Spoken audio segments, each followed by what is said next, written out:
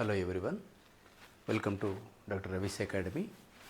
In today's class, you will be understanding the inversions of 4-bar chain, which is also known as Quadric cycle chain.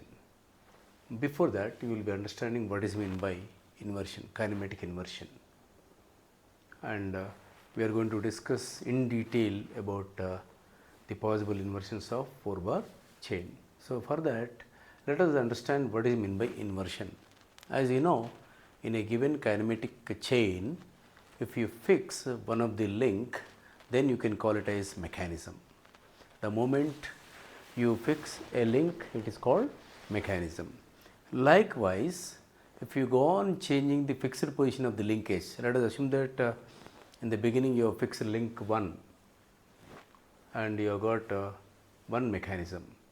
Now we have changed that fixed position 1 to 3, you are going to get another mechanism, and you are going to fix link 2, third mechanism, and finally you are going to fix link 4, you are going to get the fourth mechanism. That means here you can observe carefully here by fixing link 1, here link 2 and link 3 and finally link 4, you are going to obtain different mechanisms. The process of obtaining different mechanisms is known as inversion of the mechanism. And here in a given 4-bar chain, let us consider the length of the links. Here you can see S indicates smallest length of the link. Here link 2 is smallest link, and link 3 is the largest link among 4, and P and Q are the other 2 links. So, in this case, let us apply the Grashoff's criteria, Grashoff's condition for possible inversions. Here the condition is S plus L is less than or equal to the sum of the lengths of other 2 links, that is P plus Q. Observe carefully, the sum of the lengths of smallest and largest is less than or equal to sum of the lengths of other 2 links. So, the possible inversions are known as class 1 mechanisms, and the otherwise non-Grashoff's criteria, non-Grashoff's condition states that if S plus L is greater than the sum of other 2 length of the links, that is P plus Q, and the possible inversions are known as class 2 mechanisms. So, here we are going to discuss in detail about these 2 criteria, that is Grashoff's criteria and non-Grashoff's criteria. Now, you are always describing with respect to smallest link. Understand very clearly, if a link adjacent to smallest link is fixed, you observe that link 1, that is P, is fixed. Fixed is indicated with hatching. So, this hatching indicates that it is a fixed link. The moment you fix link 1, your link 2, which is smallest length of the link, makes a complete rotations about the spin joint. You can see that a circle is indicated. It makes a complete rotations and it is known as crank.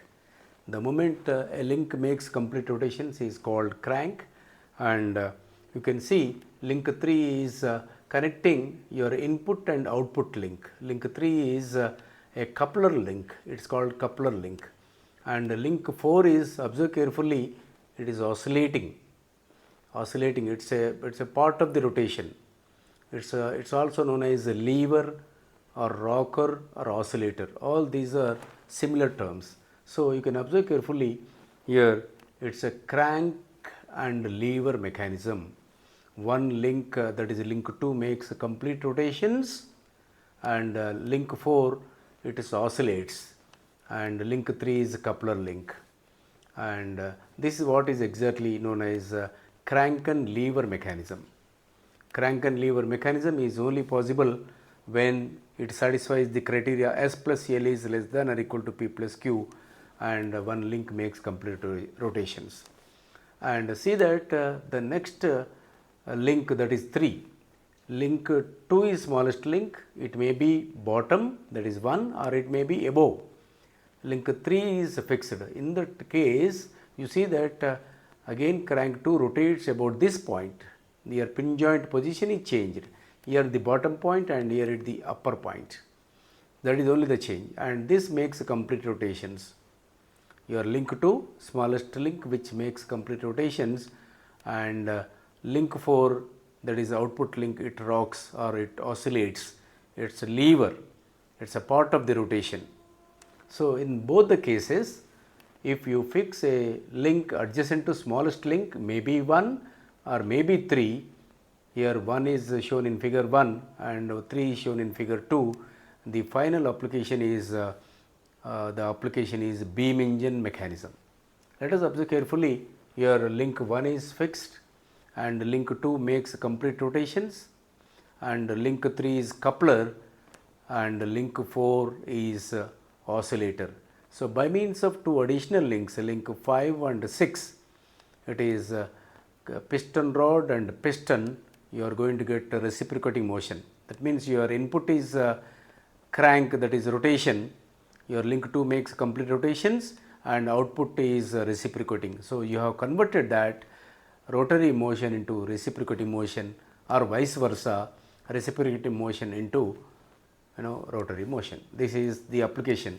So in inversions, you have to draw the mechanism diagrams and applications, and explain briefly how the relative motions are going to exist and what are the lengths, so that it is completely described. Now let us see, the smallest link itself is fixed. In first case, an adjacent to smallest link, that is 2, maybe 1 or maybe 3 is fixed, you are going to get crank and lever. If the smallest link, that is 2, is fixed, you are going to get double crank mechanism. See that link 1 is rotating about this pin joint, link 3 is rotating about this pin joint. So both the links, link 3 as well as 1, makes complete rotations, and your link 4 is coupler link, and this is what exactly known as double crank mechanism. And the important application in this is, you can see that coupling rod of locomotive is one application, and you may have drag link quick return motion mechanism also. So this is also application of double crank mechanism of your 4-bar chain. And lastly, let us look at that a link opposite to link smallest link is fixed, that is link 4 is fixed. Here opposite to smallest link is fixed, then you have, let us observe carefully, link 1 as well as link 3, both are oscillates, both links are oscillate, that is what is called double lever mechanism. This particular mechanism is called double lever. So here 1 is also oscillates, 3 is also oscillates, where 2 becomes a coupler link. And the important applications here, you can see the Watts indicator diagram. So to read the pressure, the intensity of pressure inside the cylinder, you can observe carefully, link 1 is fixed and link 2 is, this total length is link 2, and link 3 is I am showing here, you can see that link 3, and 4 is in the form of it is in the Y shape. You can observe that it is in the Y shape. Here a triangle is indicated, that indicate that there is no relative motion between these 3, and at the bottom also it is indicated to the piston by means of a triangle, it indicates a welded joint, there is no relative motion. So this total Y joint with the piston total becomes, it is one link only. Observe carefully, link 1 is fixed, 2 is this total length, this end is again pin joint, link 3 is here, your indicator is this point, you can observe a scale is attached, and your lever 3 will be, depending upon the pressure intensity, it will be moving up and down, and you will be able to read the pressure of your steam engine. So this is one important application, and you may have other application also, it is called pantograph. Pantograph, similar figure, you make use of it, and its pantograph is an instrument to either to enlarge the diagram or to decrease the scale of the diagram it is being used, and that is also a double lever mechanism. So, this is about Grashoff's condition. When this condition is satisfied, S plus L is less than or equal to P plus Q, that is what is known as class 1 mechanisms. In class 1 mechanisms, observe carefully, you have crank and lever, here double crank and double lever. All three are possible when it satisfies the Grashoff's condition, and it is known as class 1 mechanisms. The other side, let us look at non-Grashoff's criteria. That means S plus L is greater than P plus Q, and the possible mechanism is only double lever. So, whatever the link you fix, you may fix link 1 or 2, maybe 3 or 4, irrespective of the fixed position of the linkage, you are going to get a double lever mechanism. Only change is you may get that oscillation, the arc of oscillation, length of oscillation may be less or more, but ultimately you are going to get a double lever or double oscillator mechanism only in case of non-Grashoff's criteria, and that is known as class 2 mechanisms. I think you might have understood very clearly what is meant by Grashoff's criteria and the possible inversions of Grashoff's condition as well as non-Grashoff's conditions by means of the various schematic diagrams of this particular inversions of a 4-bar chain, which is also known as quadric cycle chain. Thank you.